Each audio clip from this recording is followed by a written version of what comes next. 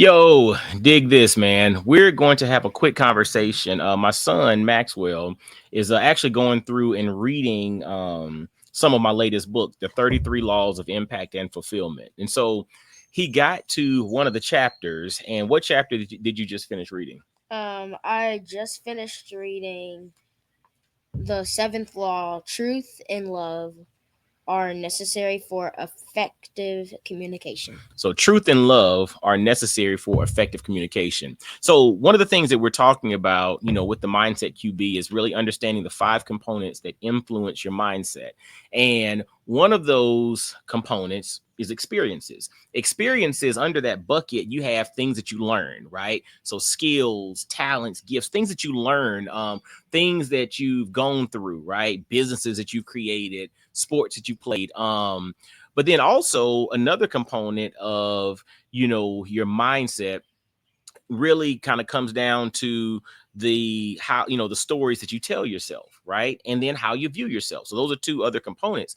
And so when you think about truth and love and effective communication, those are things that can influence the stories you tell yourself, but it can also influence how you view yourself. So I just really wanted Maxwell to kind of come on and share a little bit about what he learned from the 7th law in the 33 laws of impact and fulfillment.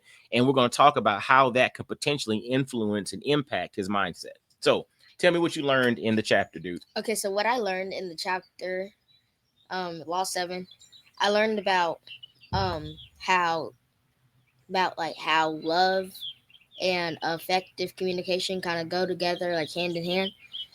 And love, it's kind of like you gotta, if you like really love somebody, you gotta open up to them. That's where truth comes in.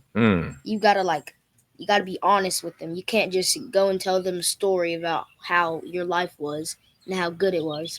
You have to go through each component of life. And I learned about can't remember the word. Hypocrisy. Yeah, I learned about hypocrisy. And what is hypocrisy? It's kind of like, say you have 2 things. Say you have 2 controllers. Mm-hmm. You have one, but you don't use that one. But you have another one, but you use it a lot. Mm-hmm. It's kind of like you can't really do anything with the other one. Mm-hmm. And it's like, so hypocrisy, like, and I think I can know where you're going, but the hypocrisy is basically is like it's useless without the other one. It's not necessarily useless without the other one, but when you think about somebody's a hypocrite, meaning what they say is not necessarily what they're doing, right? So hypocrisy is really not being truthful, right? And there's a quote in that law that we talk about, the 7th law, and I got it from a former pastor and good friend of mine, Pastor Derek Wakefield. Truth without love is brutality, and love without truth is hypocrisy. And that's where you got that from, that particular law. It's, truth without love is brutality, and love without truth is hypocrisy, meaning I can love somebody, but if I'm not telling them the truth, I'm not being honest with them. I'm being a hypocrite. Right? Because when you love somebody, you're going to challenge them to be better. Yeah. Just like we just had a conversation here about you reading and learning and processing and being excellent, correct? Yes. What did you get from our conversation? Not just a book. What were we just talking about? We were just talking about like posture, mm-hmm. and doing what you need to do to be successful. Mm-hmm. To be excellent, not just successful. Success is a loaded word. We're striving for excellence, meaning your best, whatever that is. But keep on. Mm-hmm. Yeah, so that's kind of what I got from our conversation. Mm-hmm. Like how to be your best and do what's best. Mm-hmm. So, and me wanting you to do your best, does that matter, or is it more so about you have to want to be your best? Which one is most important? I feel like what's most important is you being your best. That's right. Because I can't, and it's challenging as your dad. I want you to be your best, but I can't want it for you if you don't want it. You got to want it, and you got to do your part. And then I'm here to build, to support that. We're here to pour gasoline on whatever fire you have burning, right? But back to the chapter. So the 7th law, truth and love are necessary for effective communication. What else did you get from that chapter? Mm, or that law? I also kind of got like be truthful with yourself. Don't tell yourself lies to get yourself to think a certain way. Just just be truthful. Because then you start from a place of honesty and authenticity, right? And then that also gives you the opportunity to grow, build, and become your best. Make sense? Yes. I like that. And at very end of the law, I have a portion that I call "Make This Law Practical." Okay, so in "Make This Law Practical," can you read that part of that particular book or Um, particular chapter? can you recall a time when being bruta- br- When- brutally honest has served you well in the past? If so, how? Okay, so basically, can you think of a time in which being brutally honest with somebody has served you well? Brutally honest. Remember, brutally honest means I'm not being truthful with love. I'm just I'm being just truthful, and I might be harsh with it. When has that served you well in the past? mm, Or has it? no. It hasn't? It's never served you. It's never served anybody well, probably.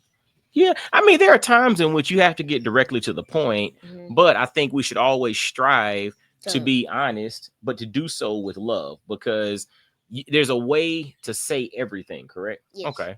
Is that the end of the Make This Law Practical? Is there another part? No. Okay. On the flip side, have you ever felt love and support from someone who had who was not entirely truthful with you? If yes, please explain. Okay. So do you feel loved when somebody's not being truthful with you? No, it feels like they don't trust me Mm. and Mm. they're not really smart with their words. But you know what? But that's being a hypocrite. So that person who's not being truthful with you is basically being a hypocrite. They just are basically feeding you fluff because they, maybe don't want to hurt your feelings or they don't want to help you. But to me, the people who love you the most are going to challenge you the most because they see yeah, that because they see what you're capable of. People who don't care about you will let you do whatever you want to do, Yeah. right? And so yes, it's a very interesting perspective. But you know what? That's what I wanted to kind of bring here on the Mindset QB today. Is my son Maxwell? He's 11. Just kind of sharing his perspective on the seventh law from my book, The 33 Laws of Impact and Fulfillment, and as he's going through it.